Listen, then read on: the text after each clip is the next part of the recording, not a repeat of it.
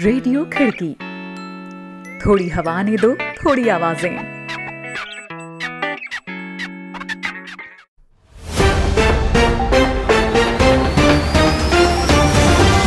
आज है 9 जुलाई, दिन बृहस्पतिवार। खिड़की इंटरनेशनल बुलेटिन में अभिवादन स्वीकार करें अभिनव श्रीवास्तव का। एक नजर कार्यक्रम की खास खबरों पर।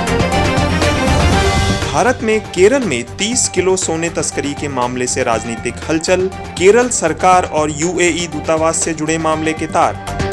यूनिवर्सिटी कॉलेज लंदन के शोधकर्ताओं का अध्ययन, कोरोना वायरस दिमाग पर भी डाल रहा असर। ट्रंप प्रशासन के विदेशी छात्रों को देश के बाहर निकालने वाले आदेश को हार्वर्ड और MIT ने दी कोर्ट में चुनौती। रहेंगी दुनिया भर की और भी अहम खबरें, तो बने रहें बुलेटिन में अभिनव श्रीवास्तव के साथ।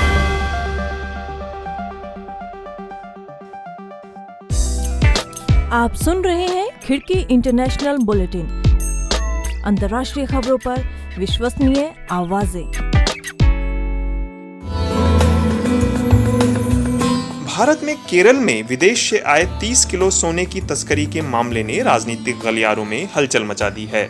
इस मामले के तार केरल सरकार के कुछ आला अधिकारियों के अलावा संयुक्त अरब अमीरात यानी UAE के वाणिज्य दूतावास से भी जुड़ते नजर आ रहे हैं। हालांकि कोरोना महामारी के चलते अंतर्राष्ट्रीय उड़ानों पर रोक के बाद भारत में सोने की अवैध तस्करी में गिरावट की खबरें लगातार आ रही हैं, लेकिन केरल में सामने आए सोने की तस्करी के इस मामले ने कई स्तरों पर बेहद गंभीर सवाल खड़े कर दिए हैं। इस पूरे मामले की पड़ताल करती हुई एक रिपोर्ट पेश कर रही हैं हमारी सहयोगी भारती जोशी। बीते रविवार को केरल के तिरुवनंतपुरम अंतर्राष्ट्रीय हवाई अड्डे से जब सीमा शुल्क अधिकारियों ने लगभग 30 किलो सोना बरामद किया, तो इस बात की उम्मीद कम ही थी कि इस मामले की आंच केरल सरकार के आला अधिकारियों समेत संयुक्त अरब अमीरात यानी UAE के वाणिज्य दूतावास तक पहुंच जाएगी। लेकिन पिछले कुछ दिनों में इस मामले से जुड़ी कुछ ऐसी बातें सामने आई हैं जिसने केरल की राजनीति में जैसे तूफान ला दिया है। मामले की गंभीरता इस बात से पता चलती है कि केरल के मुख्यमंत्री पिनराई विजयन के प्रधान सचिव M शिवशंकर का नाम इस मामले से जुड़ने के बाद उनका तबादला कर दिया गया। इसके साथ साथ सूचना प्रौद्योगिकी सलाहकार स्वप्ना सुरेश की सेवाओं को भी समाप्त कर दिया गया है। बता दें कि M शिवशंकर राज्य के बेहद प्रतिभाशाली नौकरशाह माने जाते हैं। इधर भारत में संयुक्त अरब अमीरात के राजदूत डॉक्टर अहमद अल बना ने कहा है, शुरुआती जांच से पता चलता है कि इस मामले में UAE दूतावास का एक पूर्व कर्मचारी शामिल था, जिसे इस घटना से काफी पहले ही दुर्व्यवहार के चलते निकाल दिया गया था। हम मानते हैं कि इस मामले में UAE दूतावास के राजनयिकों या उससे जुड़े किसी व्यक्ति का कोई हाथ नहीं है। हम इस मामले में जांच एजेंसियों के साथ पूरा सहयोग करने को तैयार हैं। बता दें कि सीमा शुल्क अधिकारियों ने जो सोना जब्त किया वह UAE के वाणिज्य दूतावास के लिए आए बैगों में भरा हुआ था और इस सिलसिले में उसी पूर्व कर्मचारी को हिरासत में लिया गया जिसका जिक्र UAE के दूतावास ने अपने बयान में किया। इस बात की अटकलें लगाई जा रही हैं कि UAE दूतावास के इस पूर्व कर्मचारी का केरल सरकार के कुछ आला अधिकारियों से सीधा संपर्क था, लेकिन मुख्यमंत्री पिनराई विजयन ने ऐसे हर अटकन को खारिज कर दिया है। वह इस पूरे मामले में CBI जांच की बात भी कह रहे हैं। ये दिलचस्प है कि केरल में सोने की तस्करी का यह मामला ऐसे वक्त में सामने आया है जब कोरोना महामारी के चलते अंतर्राष्ट्रीय उड़ानों पर रोक लगी हुई है और इसके चलते भारत में सोने की अवैध तस्करी में गिरावट दर्ज की जा रही है। न्यूज एजेंसी रॉयटर्स ने जानकारों के हवाले से बताया है कि भारत में लॉकडाउन के दौरान सोने की अवैध तस्करी में पिछले साल के मुकाबले काफी गिरावट दर्ज की गई है। इसका एक नतीजा भारतीय बाजारों में सोने के बढ़ते दामों के रूप में भी नजर आ रहा है। बुधवार को बाजारों में सोने की कीमत लगभग 50,000 रुपये प्रति 10 ग्राम की रिकॉर्ड स्तर पर पहुंच गई, जो साल 2020 में अब तक रही औसत कीमत से 25% ज्यादा है। केरल में सामने आए इस मामले को सोने की अवैध तस्करी में आ रही मौजूदा गिरावट से जोड़कर देखा जा सकता है। हालांकि इसकी असल वजहों और मामले के राज्य सरकार और यूएई के दूतावास से जुड़ रहे नेटवर्क का पता जांच के बाद ही चल पाएगा।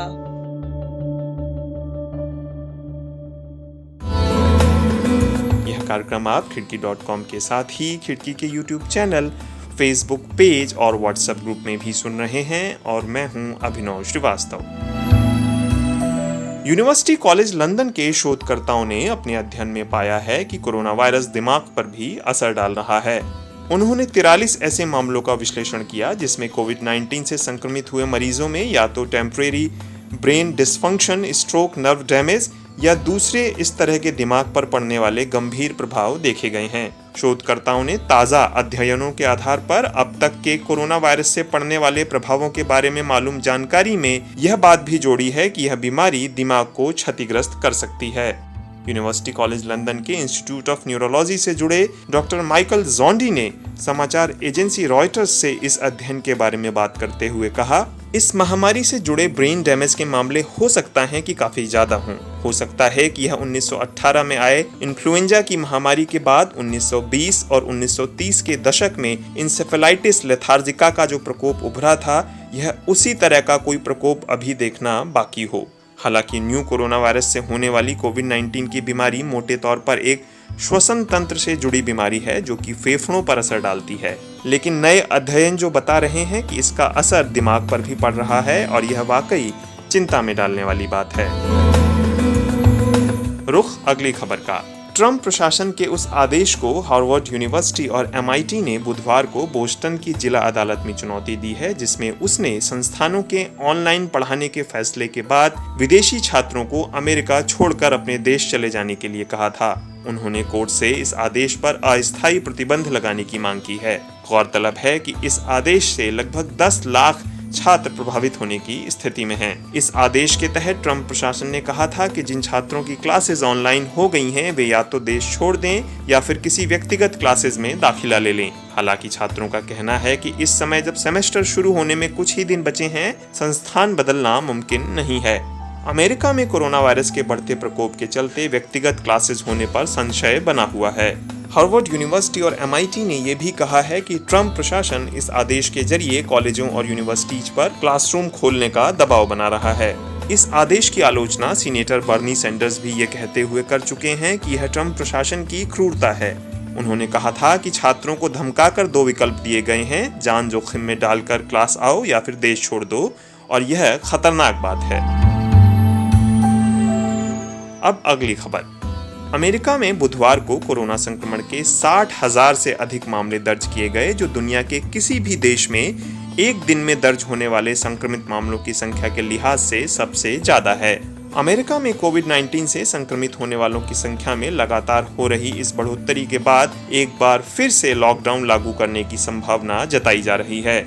अमेरिका कुल कोरोना संक्रमित मामलों और कुल होने वाली मौतों की संख्या में सबसे पहले पायदान पर है। यहाँ कुल संक्रमण की संख्या 31,58,932 और कुल होने वाली मौतों की संख्या 1,34,862 पहुंच गई है, जबकि 13,92,679 लोग ठीक भी हुए हैं। अमेरिका में बुधवार को सबसे ज्यादा मामले दर्ज होने वाले राज्यों में फ्लोरिडा, टेक्सास और कैलिफोर्निया शामिल रहे। अब एक नजर दुनिया भर में कोरोना संक्रमण के मामलों पर। worldometers.info की वेबसाइट के अनुसार दुनिया भर में कोरोना संक्रमण की तादाद 1,21,90,139 पहुंच गई है। अब तक कुल मौतों का आंकड़ा 5,52,496 दर्ज किया गया है और 70,87,481 लोगों को सुरक्षित बचाया जा सका है। यहाँ बताए गए सारे आंकड़े worldometers.info से लिए गए हैं।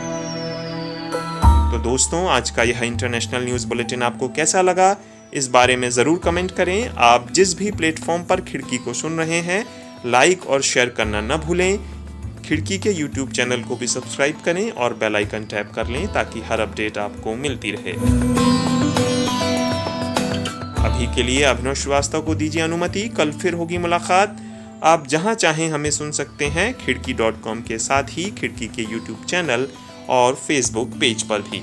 नमस्कार।